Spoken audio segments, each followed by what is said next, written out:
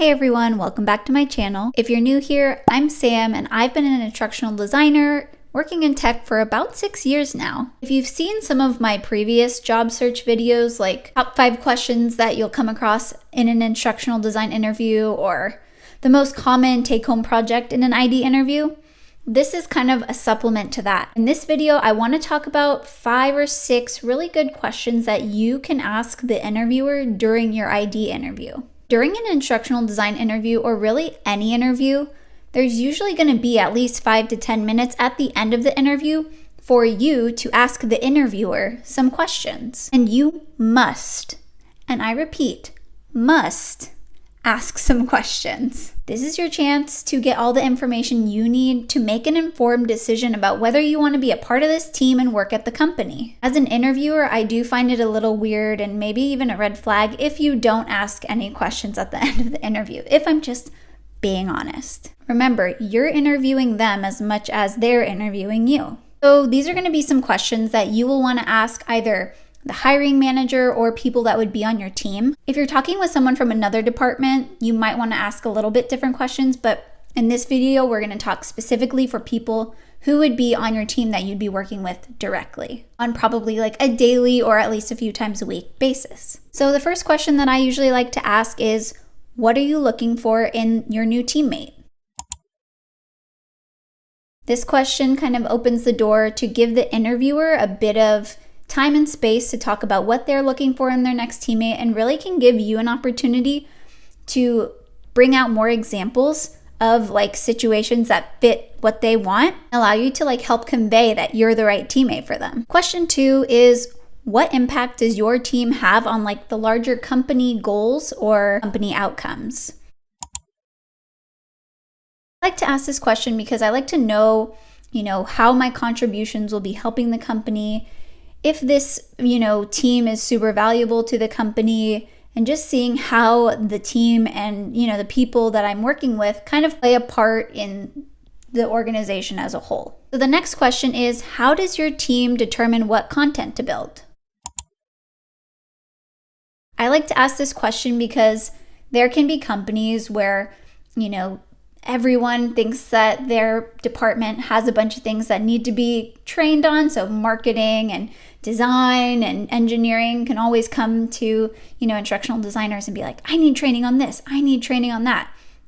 And you really want to know what the system is at that company for how we take in those requests and figure out like timelines and what actually needs to be turned into a training.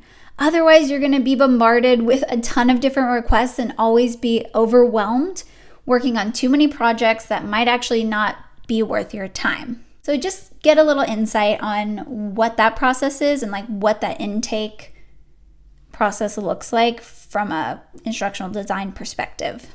Kind of similar to that, the next question I like to ask is, what is your course design process? I like to ask this question because it can vary from company to company depending on, what type of content they build, how they deliver the content. If it's a software company, things are changing from time to time, who the audience is. If it's an internal audience, things might move at a different pace than if you were creating content for an external audience. So I like to know, the general process and timeline for creating courses. I also like to ask then, what tools do you use? What is the process specifically? What does editing look like? Like, how do I hand off different parts of the project to different people? What does that communication look like? Who plans the timelines? Like, do I plan my own timelines? Is there someone that's going to be planning the timelines? Just to get a sense of like how built out the processes are. There's no, right or wrong answer from the interviewer, but it's just something I like to be aware of to know what I'm getting into. Next question I like to ask is, what has been your experience like working with SMEs or subject matter experts? As an instructional designer, you generally are going to be creating training on especially if you work in tech, you're going to be creating like some sort of software training or some sort of like onboarding training to teach people how to get onboarded onto this new software. And SMEs, or subject matter experts, are the people who are going to actually train you on how to use the software. They're the people that you can go to ask questions if you're confused about like how something works, or if you're having trouble with like a bug in the software, they're the ones that would help you out. Some companies, it's really easy to work with SMEs. You know, you're working with engineers, you have a nice open communication line with them, and it's super easy to get the information you need.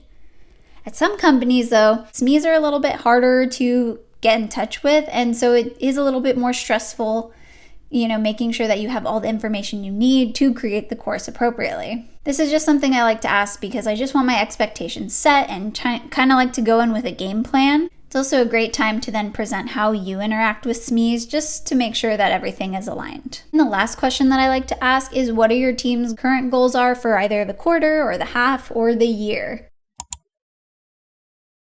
I'm always just curious, mostly from like I'm nosy standpoint, but like I also want to know like what impacts do they plan on having on the short term, medium term, and long term at the company.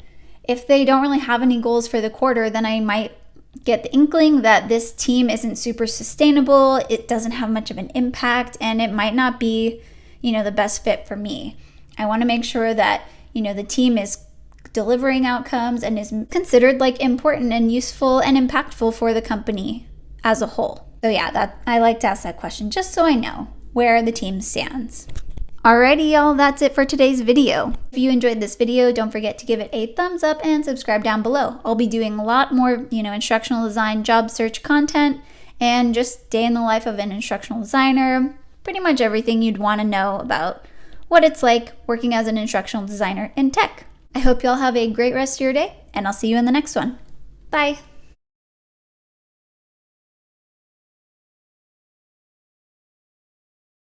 If you stayed this long, then I want to share an exciting announcement. I've just opened up a super limited number of spots for instructional design job coaching services. If you're interested, I will link the form below, or you can visit samtaylored.com/services. Hope you all have a great rest of your day, and I'll see you in the next one.